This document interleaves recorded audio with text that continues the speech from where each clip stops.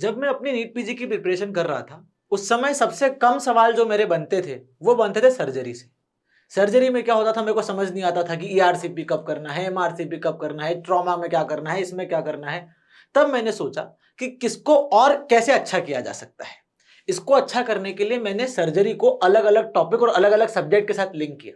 जैसे ही आप इसको लिंक कर लेते हैं, तो आप सर्जरी के साथ साथ और भी सब्जेक्ट पढ़ लेते हैं, तो आपका इंटरेस्ट और जाग जाता है और आपके क्वेश्चन सही बनने लगते हैं। मेरे साथ ये चीज काम कर गई। और जब मेरी एग्जाम में सर्जरी से उस समय 33 क्वेश्चन आए थे, 33, उस 33 क्वेश्चन में से लगभग लगभग 27 क्वेश्चन मेरे सही चले गए थे।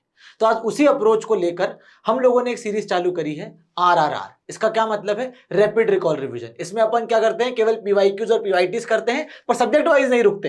अपन सारे सब्जेक्ट में से कुछ भी लेके लिंक करके इंटीग्रेटेड तरीके में पढ़ते हैं। तो आप साथ साथ में ये भी बोल रहे थे कि पीडीएफ डाल दो, पीडीएफ डाल दो, तो फाइनली नीचे मैं लिंक डाल रहा हूँ पीडीएफ की। वो पीडीएफ की लिंक चेक कर लो और साथ साथ में ये वीडियो को अपने सारे दोस्तों को दिखाओ और रिवाइज और रिटेन करो सबके साथ में।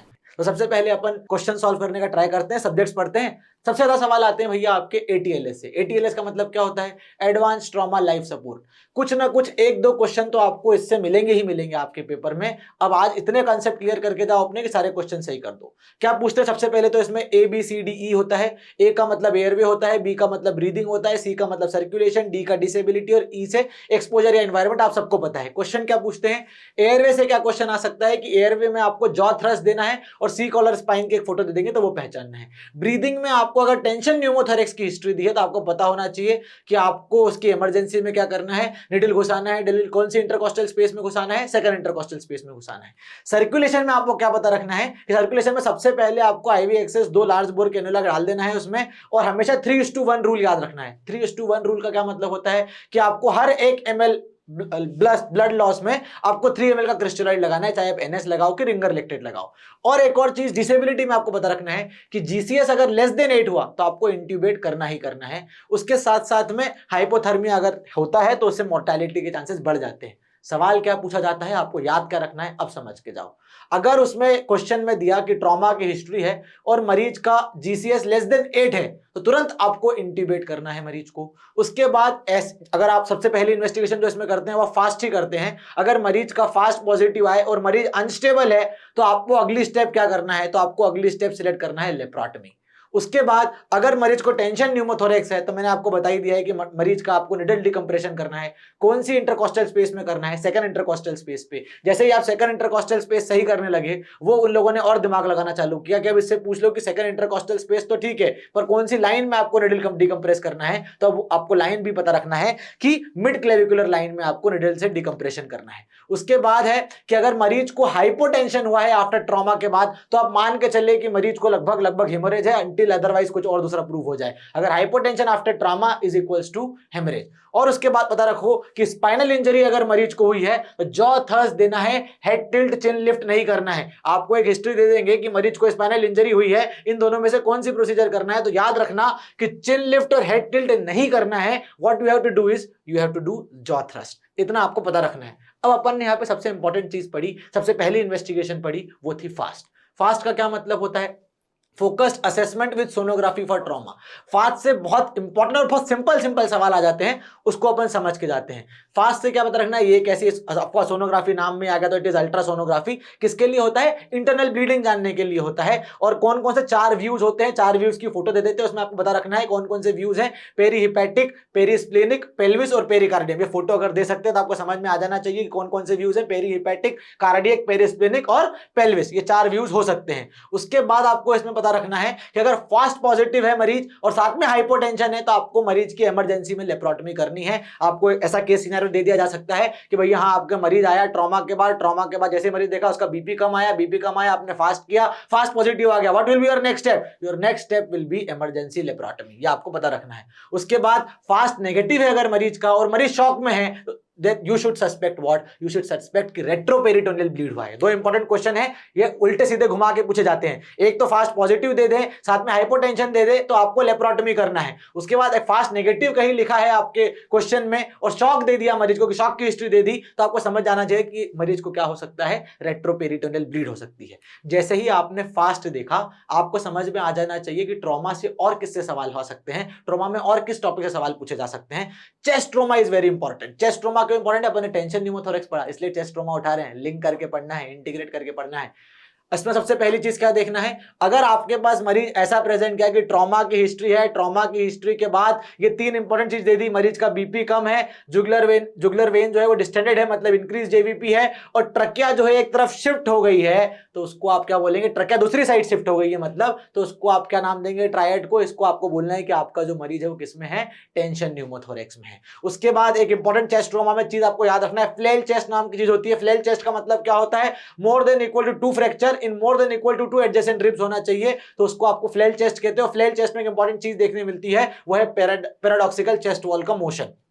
उसके बाद अगर आपको ऐसा हिस्ट्री दे दे कि मरीज को हिमोथोरेक्स है और हिमोथोरेक्स में आपने ट्यूब डाला, ट्यूब में 1500 ml ब्लड आ गया है, अब आपको अगली स्टेप क्या करना है? तो आपको अगली स्टेप करना है थोरेकाटमी। उसके बाद अगर सकिंग वुंड है, सकिंग वुंड में आपको टेप 3 साइड से लगाना है, एक साइड ओपन रखना है। ये इंपॉर्टेंट पीवाईक्यूज है जो बार बार पूछे गए हैं और इसी टॉपिक से बार बार सवाल पूछा जाता है, इसको थोड़ा अपन आगे बढ़ाते हैं। मैंने फ्लेल चेस्ट बोला, फ्लेल चेस्ट में एक पैराडॉक्सिकल चेस्ट वॉल मूवमेंट होता है, तो पैराडॉक्सिकल चेस्ट वॉल मूवमेंट थोड़ी दे देंगे वो कि हाँ भैया पैराडॉक्सिकल चेस्ट वॉल मूवमेंट होता है, समझ जाओगे आप, आपको वो पूरा सिनेरियो समझाएंगे। तो सिनेरियो में क्या समझाएंगे वो आप? पैराडॉक्सिकल चेस्ट वॉल का मतलब क्या होता है? जो फ्लेल सेगमेंट होता है वो इंस्पिरेशन में अंदर की तरफ मूव करता है और एक्सपिरेशन में बाहर की तरफ मूव करता है। इसको ऐसा समझो, क्या होता है? इंस्पिरेशन में आप सांस अंदर लेते हैं तो आपको जो रिब केज है वो बाहर जाना चाहिए, जो पर फ्लेल सेगमेंट जो होता है वो इनवर्ट साइड मूव करता है इंस्पिरेशन पे और आउटवर्ड साइड मूव करता है एक्सपिरेशन पे। ये आपका फ्लेल सेगमेंट है, मतलब चेस्ट वॉल के अपोजिट काम करता है, that's why it is paradoxical. ऐसा पता रखना है। अब अपन ने टेंशन न्यूमोथोरेक्स पढ़ा, तो टेंशन न्यूमोथोरेक्स जैसे अपन ने पढ़ा तो एक चीज समझ में आ जाना चाहिए यहां से,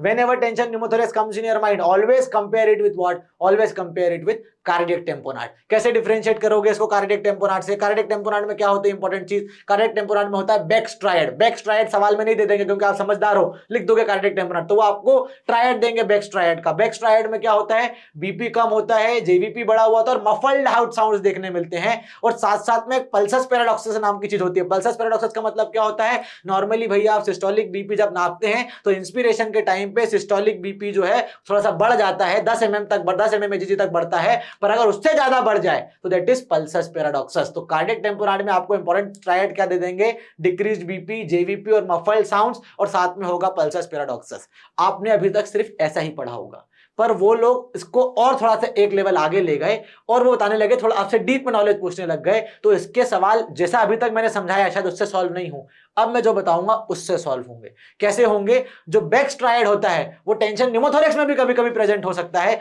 बस उसमें क्या चीज नहीं होगी? मफल्ड हार्ट साउंड नहीं होगा, क्योंकि दोनों में जेवीपी बड़ा हो सकता है, उसके बाद आपको हाइपोटेंशन मिल सकता है, पर अगर मफल्ड हार्ट साउंड दे रखा है स्पेसिफिकली तो आपको उसको कार्डियक टेम्पोनार्ड मार्क करना है। मफल्ड हार्ट साउंड नहीं दे रखा है, जेवीपी दे रखा है और हाइपोटेंशन दे रखा है, तो फिर आपको चेस्ट साइन देखना पड़ेंगे। जो ट्रकिया शिफ्ट अवे बताया मैंने उस पे आपको अपना फोकस करना पड़ेगा।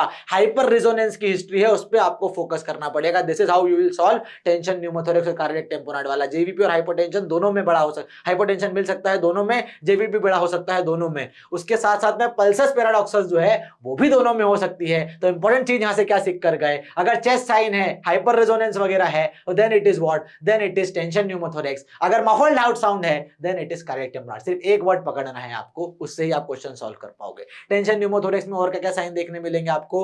ट्रकिया दूसरी साइड पे शिफ्ट हो जाएगी, of course. Absent breath sounds हैं, ब्रेथ साउंड नहीं मिलेंगे आपको, हाइपर रेजोनेंस देखने मिलेगा, और नेक वेन जो है वो डिस्टेंडेड अपने जेवी बोली दिया है। तो अगर कार्डियक टेम्पोनार्ड सवाल में सर्च करना है तो मफल्ड हार्ट साउंड कहीं भी सर्च करो, और टेंशन न्यूमोथोरेक्स अगर मार्क करना है तो अपने सवाल में एब्सेंट ब्रेथ साउंड या हाइपर रेजोनेंस कहीं भी सर्च करो।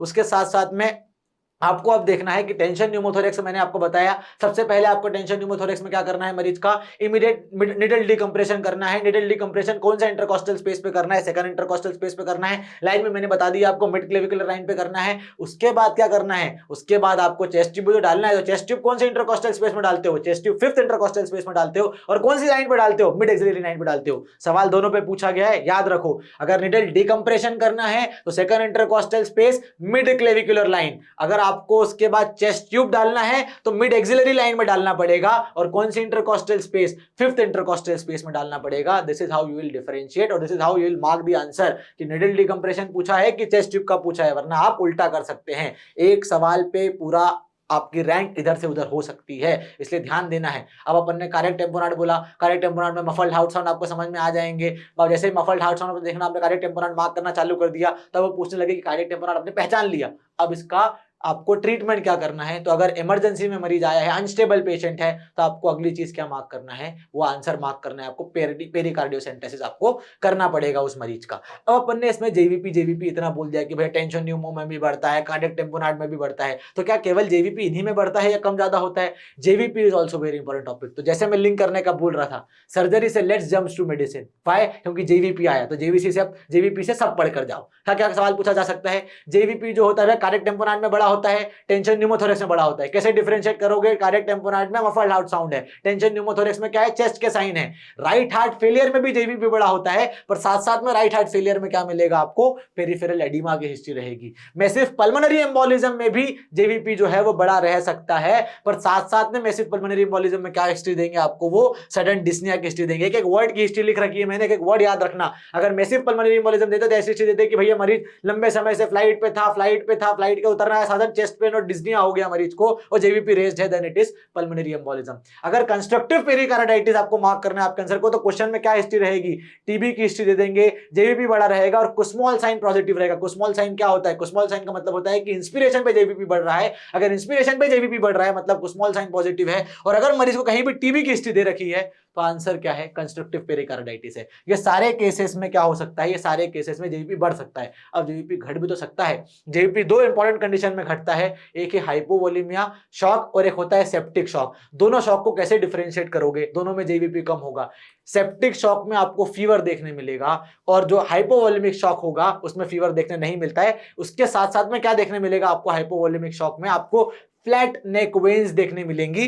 Fever is the important, sepsis जहां भी आ रहा है fever is the important. How will you differentiate hypovolaemic shock, septic shock? अभी कंपैरेटिवली और दूसरी चीजें भी हैं, पर अगर फीवर है, टॉक्सिक मरीज है, देन आपका आंसर क्या होगा? सेप्टिक शॉक होगा। दोनों में जेवीपी कम होता है। अब मैंने आपको बताया था कंस्ट्रक्टिव पेरिकार्डिटिस, तो let's read about constructive pericarditis. जैसे कंस्ट्रक्टिव पेरिकार्डिटिस आया, तो कंस्ट्रक्टिव पेरिकार्डिटिस में आपको मरीज की अगर ऐसी हिस्ट्री मिले कि अर्ली डायस्टोलिक नॉक दे रखा है मरीज का, हिपैटोमेगाली की हिस्ट्री है, then your answer is constrictive pericarditis. साथ साथ में उसके बाद पूछते हैं आपने जैसे कंस्ट्रक्टिव पेरिकार्डिटिस पहचान लिया, ऐसी हिस्ट्री दे दी कि आपके पास मरीज आया, मरीज का जेवीपी इंस्पिरेशन के साथ बढ़ रहा है, आपकी आंखें चौंधिया गई और आप समझ गए कि शायद इसका आंसर कंस्ट्रक्टिव पेरिकार्डिटिस है। आप जब क्वेश्चन का पूरा सॉल्व करने आता तो आखिर में लिख देता है कि मरीज diagnose as the case of constrictive pericarditis. Now what will be the next step? What is the best imaging test? आपको तो सिर्फ इतना ही पता था कि कंस्ट्रक्टिव पेरिकार्डिटिस इसका आंसर है, आपने आगे पढ़ा ही नहीं, तो पढ़ के जाओगे। कंस्ट्रक्टिव पेरिकार्डिटिस का बेस्ट इमेजिंग टेस्ट जो है वो है कार्डियक एमआरआई। अगर कार्डियक एमआरआई ऑप्शन में नहीं है तो सीटी कर देना, पर cardiac MRI is the best option, ये बता रखना है। उसके बाद इंपॉर्टेंट चीज, जब भी पेरिकार्डिटिस कंस्ट्रक्टिव वाला पूछेंगे तो मोस्ट कॉमन कॉज टीबी है। अगर सीधा सवाल पूछ सकते हैं कि most common cause of constrictive pericarditis, या सवाल में घुमा फिरा के दे सकते हैं patient of TB presented with small sign, your answer will be constructive pericarditis। ऐसे पता रखना है, ऐसे लिंक करना है। और क्या इंपॉर्टेंट पॉइंट है? रेज जेवीपी होता है, स्मॉल साइन होता है, पेरिकार्डियल नॉक होती है। पेरिकार्डियल नॉक क्या होता है? अर्ली डायस्टोलिक साउंड होता है, वो असाइटिस ज्यादा मिलता है, पीडल एडिमा से असाइटिस ज्यादा होता है। उसके साथ साथ में पल्सस पैराडॉक्सस इसमें भी देखने मिल सकती है। पल्सस पैराडॉक्सस मैंने क्या बोला आपको? पल्सस पैराडॉक्सस कार्डियक टेम्पोरान में भी देखने मिल सकती है। अब पल्सस पैराडॉक्सस आपको इसमें भी देखने मिल सकती है। तब आप कंफ्यूज हो गए कि अगर मरीज में मान लीजिए उन्होंने ये हिस्ट्री दी, मान लो टीबी की हिस्ट्री दी नहीं, उन्होंने सिर्फ इतना बताया कि जेवीपी बड़ा है और पल्सस पैराडॉक्सस बड़ा है, और उन्हें जेवीपी का ग्राफ दे दिया। अब आपको डिफरेंशिएट करना है कि कार्डियक टेम्पोनाड है कि कंस्ट्रक्टिव पेरिकार्डिटिस है। तो हाउ विल यू डिफरेंशिएट? ये जेवीपी का ग्राफ दे दिया उन्होंने, तो this is how you will differentiate कि जो कार्डियक टेम्पोनाड होता है उसमें जो वाई वाली जो वाई उसमें ग्राफ होता है वो वाई ग्राफ स्ट्रिप नहीं होता। तो क्या होता है कि टेम्पोनाड जो होता है उसमें वाई जो डिसेंट है वो एब्सेंट होता है, पर कंस्ट्रक्टिव पेरिकार्डिटिस में there is prominent Y descent. तो अगर मान लीजिए कभी टीबी की हिस्ट्री नहीं दी कंस्ट्रक्टिव पेरिकार्डिटिस में, उन्होंने आपको मफल्ड हार्ट साउंड की हिस्ट्री नहीं दी उन्होंने टेम्पोनाड के लिए, और केवल बताया कि जेवीपी बढ़ा हुआ है और पल्सस पैराडॉक्सस मरीज को प्रेजेंट है, तो आप दोनों आंसर हो सकते हैं, चाहे टेम्पोनाड भी हो या कंस्ट्रक्टिव पेरिकार्डिटिस भी हो। तो इन दोनों को कैसे डिफरेंशिएट करना है? जेवीपी के ग्राफ से डिफरेंशिएट करना है। कैसे डिफरेंशिएट करोगे? जो टेम्पोनाड होता है वो टेम्पोनाड में वाई डिसेंट एब्सेंट होता है, पर जो कंस्ट्रक्टिव पेरिकार्डिटिस होता है उसमें जो वाई डिसेंट होता है वो काफी प्रोमिनेंट होता है। This is how we will differentiate. Constrictive pericarditis is prominent Y descent और टेम्पोनाड में there is absent Y descent, आपको ये पता रखना है। अब जैसे ही आपने कंस्ट्रक्टिव पेरिकार्डिटिस पढ़ा तो आपको कौन रोक रहा है उसको डिफरेंशिएट करने के लिए रेस्ट्रिक्टिव पेरिकार्डिटिस के साथ, उसको रेस्ट्रिक्टिव पेरिकार्डिटिस से डिफरेंशिएट करो। आपको यह पता होना चाहिए कि रेस्ट्रिक्टिव पेरिकार्डिटिस में भी कुछ स्मॉल साइन मिल सकता है, जेवीपी इसमें भी बड़ा हुआ होगा।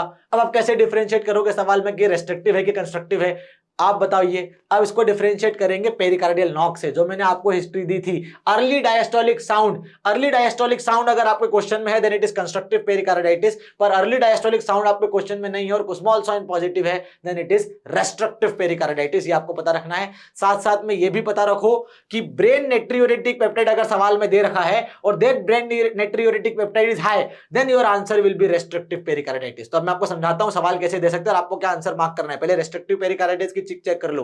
रेस्ट्रिक्टिव पेरिकार्डिटिस का मोस्ट कॉमन कॉज क्या है? अमाइलोइडोसिस। कंस्ट्रक्टिव का मोस्ट कॉमन कॉज क्या था? टीबी। रेस्ट्रिक्टिव का मोस्ट कॉमन कॉज क्या है? अमाइलोइडोसिस। तो आपको अगर क्वेश्चन में दे दें कॉन्गो रेड स्टेन पॉजिटिव है तो ऑफ कोर्स अमाइलोइड में पॉजिटिव होता है, तो आपकी डायग्नोसिस क्या हो गई? रेस्ट्रिक्टिव। उसके साथ साथ में अगर आपको दे दे कि नॉर्मल इजेक्शन फ्रैक्शन और बायएट्रियल इनलार्जमेंट है तो then again it is restrictive. अगर आपको सवाल में दे दे कि पेरिकार्डियल नॉक है और असाइटिस है तो पेरिकार्डियल नॉक जैसे ही आया then your answer will be pericardial knock मतलब क्या? Early diastolic sound that is constrictive pericarditis. जैसे ही टीबी की हिस्ट्री आ गई of course it is constrictive pericarditis, और साथ में अगर ब्रेन नेट्रियोरेटिक पेप्टाइड नॉर्मल दे दिया तो कंस्ट्रक्टिव पेरिकार्डिटिस, पर जैसे ही ब्रेन नेट्रियोरेटिक पेप्टाइड आपको हाई दे दिया then it is restrictive pericarditis. तो रेस्ट्रिक्टिव में क्या याद रखना है? ब्रेन नेट्रियोरेटिक पेप्टाइड बढ़ा हुआ होता है और उसमें पेरिकार्डियल नॉक या अर्ली डायस्टोलिक साउंड प्रेजेंट नहीं होता। अब मैंने आपको बताया most common cause of restrictive pericarditis है। रेस्ट्रिक्टिव में आपको क्या याद रखना है कि मोस्ट कॉमन कॉज क्या है? अमाइलोइडोसिस। तो अब अमाइलोइडोसिस पढ़ के जाइए, पैथोलॉजी में घुस जाइए, अपन लिंक कर रहे हैं, यही करना है। अमाइलोइडोसिस से क्या क्या सवाल पूछते हैं? अमाइलोइडोसिस के टाइप्स के सवाल पूछते हैं कि भैया एएल टाइप का होता है, ए टाइप का होता है, एटीटीआर होता है, ए बीटा 2 होता है, ए बीटा होता है। तो एएल जो होता है वो प्राइमरी होता है, लैम्डा चेन वाला होता है, किसमें होता है? Multiple myeloma. बार बार सवाल पूछते हैं, मल्टीपल माइलोमा में होता है। सेकेंडरी वाला जो होता है सीरम अमाइलोइड होता है, ये किसमें बड़ा हुआ होता है? क्रॉनिक इन्फ्लेमेटरी डिजीज में बड़ा होता है, जैसे टीबी या रूमेटाइड आर्थराइटिस या क्रोन्स डिजीज। एटीटीआर अगर है मतलब ट्रांसथायरेटिन है। ट्रांसथायरेटिन दो तरीके का होता है, या तो फेमिलियल होगा या सेनाइल होगा, तो किसमें बड़ा होता है? फेमिलियल पॉलीन्यूरोपैथी में बड़ा होता है। सवाल आपको इसमें पूछा जा सकता है, डिफरेंस करना। आप कंफ्यूज हमेशा इसमें होते हैं कि ए बीटा और ए बीटा 2 किसमें पॉजिटिव होता है। तो याद रखो A beta is positive in Alzheimer's disease मतलब brain disease. A beta only B, B is for brain, B is for brain, brain is equals to Alzheimer's disease. ऐसे पता रखो। अगर बीटा 2 आया, बीटा 2 माइक्रोग्लोबिन आया then it is associated with dialysis. ऐसे पता रखो। अगर सिंगल बीटा है मतलब ब्रेन है मतलब अल्जाइमर्स है। अगर बीटा 2 है तो 2 बी हो गए, तो अब ये ब्रेन नहीं रहा, अब ये क्या हो गया? ये किडनी हो गया। ऐसा करके याद रखना है। किडनी कितनी होती है? 2 होती है, इसलिए ये ए बीटा 2 है। अपना दिमाग कितना है? बी इज फॉर ब्रेन और 1 है, इसलिए ये ए बीटा है। ऐसे याद रख सकते हो आप। अब इंपॉर्टेंट अमाइलोइडोसिस की चीज याद क्या रखना है कि कॉन्गो रेड स्टेन अगर आपने लगाया अमाइलोइड पे तो कौन सी कलर की स्टेनिंग मिलती है आपको? एप्पल ग्रीन बाय रेफरेंजेंस देखने मिलता है आपको। तो आपको ये इमेज दे देंगे एप्पल ग्रीन बाय रेफरेंजेंस कौन से स्टेन में होता है, ये इंपॉर्टेंट है। आप एचएनई वेचएनई मत देखने लगना, कॉन्गो रेड लगाया उसमें आपको एप्पल ग्रीन बाय रेफरेंजेंस मिलेगा। जैसे ही आप एप्पल ग्रीन बाय रेफरेंजेंस कॉन्गो रेड में आंसर सही मार्क करने लग गए, वो आपको अमाइलोइडोसिस के बाकी स्टेन पूछने लग गए। अब अमाइलोइडोसिस के बाकी स्टेन में क्या याद रखना है? क्रिस्टल वॉयलेट है, क्रिस्टल वॉयलेट स्टेन लगाया तो उसमें पर्पल वॉयलेट मेटाक्रोमैटिक डिपॉजिट देखने मिलेंगे। एक थायोफ्लेविन टी होता है, थायोफ्लेविन टी में येलो ग्रीन लाइट मिलेगी आपको, येलो ग्रीन फ्लोरेसेंट देखने मिलेगा यूवी लाइट में। ये दो इंपॉर्टेंट चीज पता रखना है। कॉन्गो रेड में क्या मिलेगा? एप्पल ग्रीन बाय रेफरेंजेंस। क्रिस्टल वॉयलेट में ऑफ कोर्स पर्पल वॉयलेट मिलेगा, पर थायोफ्लेविन टी में क्या मिलेगा? येलो ग्रीन मिलेगा। ये आपको पता रखना है। उसके साथ साथ में एक इंपॉर्टेंट चीज अमाइलोइडोसिस से पूछते हैं कि बायोप्सी साइट कौन सी है, तो abdominal fat is the most common answer जो आपको मार्क करना है। अगर वो आंसर में नहीं है तो फिर रेक्टम मार्क कर देना, वो भी नहीं है तो फिर इन्वॉल्व्ड ऑर्गन मार्क करना। सबसे इंपॉर्टेंट चीज क्या रखना है? फैट एस्पिरेशन बायोप्सी करते हैं अपन अमाइलोइड में, ये आपको पता रखना है। एक इंपॉर्टेंट चीज आपको अगर ऐसी हिस्ट्री दे दे कि कोई ओल्ड एज पेशेंट है साथ में उसको बायलेटरल कार्पल टनल है, तो then your answer will be transthyretin वाला मतलब ATTR. Old age plus bilateral carpal tunnel की हिस्ट्री है तो आपको समझ में आ जाना चाहिए कि आपसे क्या पूछा जा रहा है, वो एटीटीआर के बारे में पूछा जा रहा है। जैसे कार्पल टनल आया, लेट्स रीड कार्पल टनल। घुस जाओ एनाटॉमी में। कार्पल टनल कौन सी नर्व की कंप्रेशन से होता है? मीडियन नर्व से होता है। कौन सा टेस्ट करते हो आप? फेलेंस टेस्ट करते हो। क्या होता है फेलेंस टेस्ट में? अपने हाथों को फ्लेक्स करना है और दोनों जो रिस्ट उसको 90 डिग्री पे रखना है। जैसे आपने 30 से 60 सेकंड ये रखा, मरीज को वापस दर्द चालू हो जाता है उस टेरिटरी में जहां मीडियन नर्व सप्लाई करती है। तो ये क्या हो गया, अपना कार्पल टनल हो गया। किसके लिए करते हैं, मीडियन नर्व के लिए करते हैं। अब जैसे ही मीडियन नर्व आई, मीडियन नर्व के लिए कौन कौन से टेस्ट होते हैं, मीडियन नर्व के लिए सारे टेस्ट होते हैं। कौन सा टेस्ट होता है, पेन टेस्ट होता है, ऑस्टनर क्लास्प टेस्ट होता है, हैंड ऑफ बेनेडिक्शन टेस्ट होता है, एप थंब टेस्ट होता है। आप ये सब आंसर कर दो, पर उसमें मसल कौन सी होती है तो पता रखो। तो मीडियन नर्व के लिए क्या क्या पता रखना है, पेन टेस्ट। पेन टेस्ट में क्या चेक करते हो आप, पेन टेस्ट में आपकी अबडक्टर पॉलिसिस ब्रेविस चेक करते हो, अडक्टर पॉलिसिस ब्रेविस नहीं, अबडक्टर, अबडक्शन, अबडक्शन मतलब दूर की तरफ, अडक्टर मतलब पास की तरफ। तो अबडक्टर पॉलिसिस ब्रेविस अगर टेस्ट कर रहे हो तो वो पेन टेस्ट है। फ्लेक्सर डिजिटोरम प्रोफंडस चेक कर रहे हो तो वो ऑस्टनर क्लास टेस्ट है, और साथ साथ में हैंड ऑफ बेनेडिक्शन टेस्ट भी है। और अगर अपोनेंस पॉलिसिस चेक कर रहे हो तो वो एप थंब है। ये सारी इमेज याद रखना, ये सारे टेस्ट याद रखना, और किस मसल से हो रहे हैं वो पता रखना। एक और साथ में चीज पता रखो, अगर पिंसर टेस्ट मतलब ओके साइन कर रहे हो which is supplied by anterior interosseous nerve, ये आपको पता रखना है, ये भी पॉजिटिव होगा। उसके साथ साथ में एक टेस्ट होता है ये टेस्ट में क्या करना है आपको, ये टेस्ट में आप अल्नर नर्व चेक कर रहे हो। ये कौन सा टेस्ट है, फ्रोमेंट साइन है। मैंने बोला था अबडक्टर किससे होता है, अबडक्टर पॉलिसिस मीडियन नर्व से। अडक्टर पॉलिसिस किससे सप्लाई होती है, अल्नर नर्व से। उसमें टेस्ट कौन सा करना है, उसमें आपको टेस्ट करना है फ्रोमेंट साइन। तो अल्नर नर्व के टेस्ट भी पढ़ के चले जाओ भैया। अल्नर नर्व में क्या क्या टेस्ट होते हैं, अल्नर नर्व में एक बुक थंब टेस्ट होता है। बुक थंब टेस्ट किसके लिए होता है, जो बुक थंब फ्रोमेंट साइन अपन पढ़ रहे थे, it is for adductor pollicis. उसके साथ साथ में फ्रोमेंट साइन क्या है, फ्रोमेंट साइन इज फ्लेक्सर पॉलिसिस जो होती है वो फ्लेक्सर पॉलिसिस कंपनसेट करने लगती है for what, flexor pollicis compensates for adductor pollicis. अगर ये हो जाए तो इट इज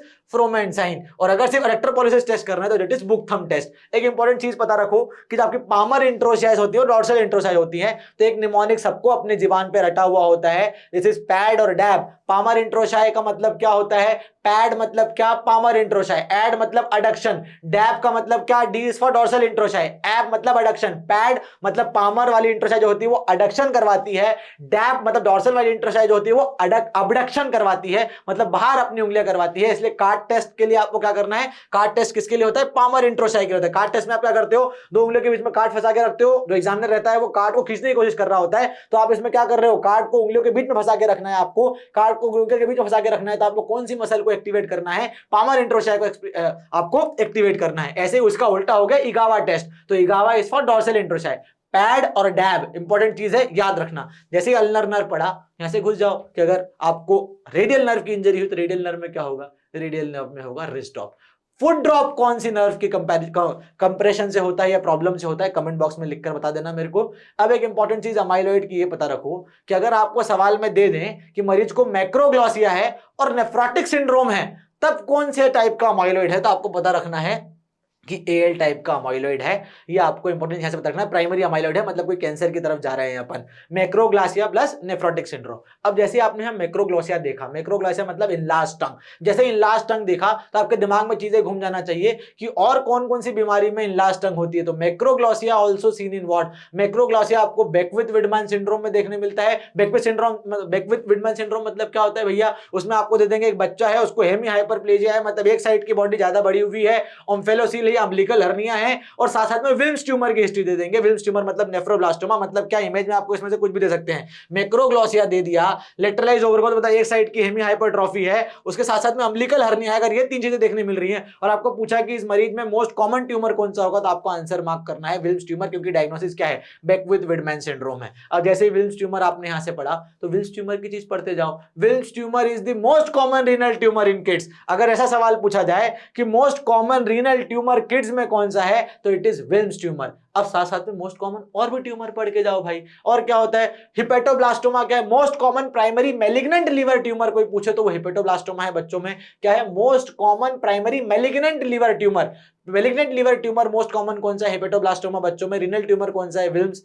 अगर कोई पूछे कि most common malignant brain tumour कौन सा है, तो वो मेडुलोब्लास्टोमा है। मैलिग्नेंट की बात कर रहे हैं अपन, प्राइमरी मैलिग्नेंट लीवर में हिपेटोब्लास्टोमा है, ब्रेन में कौन सा है, मेडुलोब्लास्टोमा है। और न्यूरोब्लास्टोमा क्या है, न्यूरोब्लास्टोमा एक्स्ट्राक्रेनियल सॉलिड ब्रेन ट्यूमर है, एक्स्ट्राक्रेनियल सॉलिड ट्यूमर है। ये आपको पता रखना है। ये तीन चार इंपॉर्टेंट मोस्ट कॉमन सीधे दे देते हैं आपको। अपन ने चालू किया था चेस्ट ट्रॉमा से। अब चेस्ट ट्रॉमा से चालू किया था तो साथ साथ में थोड़ा बहुत एब्डोमिनल ट्रॉमा भी पढ़ के चले जाओ। एब्डोमिनल ट्रॉमा में क्या है, एब्डोमिनल ट्रॉमा में पूछते हैं वो कि most commonly injured solid organ कौन सा होता है, तो most commonly injured solid organ is spleen. अब जैसे ही आप ये आंसर मार्क करने लग गए थे तो वो पूछने लग गए अगला क्वेश्चन कि मोस्ट कॉमन हॉलो ऑर्गन कौन सा इंजर्ड होता है, तो ये आपको पता रखना है स्मॉल इंटेस्टाइन। उसके साथ साथ में पता रखो कि पेल्विक फ्रैक्चर के साथ कौन सी चीज एसोसिएटेड होती है, वो होती है यूरिनरी ब्लैडर। तो most commonly injured solid organ will be spleen, hollow organ most commonly injured will be small intestine, और पेल्विक फ्रैक्चर के साथ क्या एसोसिएटेड होता है, पेल्विक फ्रैक्चर के साथ यूरिनरी ब्लैडर एसोसिएटेड है। उसके साथ साथ में आपको कोई से भी ट्रॉमा के केस में इमरजेंसी लेप्रोटमी कब कब करना है, अगर आपके सवाल में unstable patient with positive FAST आ गया, अगली स्टेप इमरजेंसी लेप्रोटमी। अगर आपके सवाल में पेनिट्रेटिंग इंजरी कहीं भी आ गई तो आपको कुछ नहीं करना है, सीधे इमरजेंसी लेप्रोटमी करना है। ब्लंट ट्रॉमा के साथ साथ में पेरिटोनाइटिस की हिस्ट्री है, इसमें भी आपको इमरजेंसी लेप्रोटमी करनी है। और फ्री एयर एंड डायफ्राम मतलब हॉलो विस्कस रप्चर हुआ है, तब भी आपको इमरजेंसी लेप्रोटमी करनी है। अगर इस चार में से कुछ भी दे रखा है, एनीथिंग पेनिट्रेटिंग, याद रखना emergency laparotomy will be your next step. Ongoing bleeding है और ड्रॉप है हीमोग्लोबिन में, तब भी आपको इमरजेंसी लेप्रोटमी करनी है। और क्या क्या चीजें पता रखना है आपको, अगर आपको सवाल में ऐसा दे दिया कि आपको रोड ट्रैफिक एक्सीडेंट की हिस्ट्री है, हाइपोटेंशन की हिस्ट्री और लेफ्ट अपर क्वाड्रेंट टेंडरनेस है, तो of course left upper quadrant में स्प्लीन है तो स्प्लीनिक इंजरी होगी। पॉजिटिव फास्ट अनस्टेबल मरीज है तो लेप्रोटमी ही करना है। पेनिट्रेटिंग वुंड जहां पर भी है आपको एक्सप्लोरेटरी लेप्रोटमी करना है। सीट बेल्ट साइन अगर दे दे जाए तो S for S seat belt sign is seen in small bowel injury.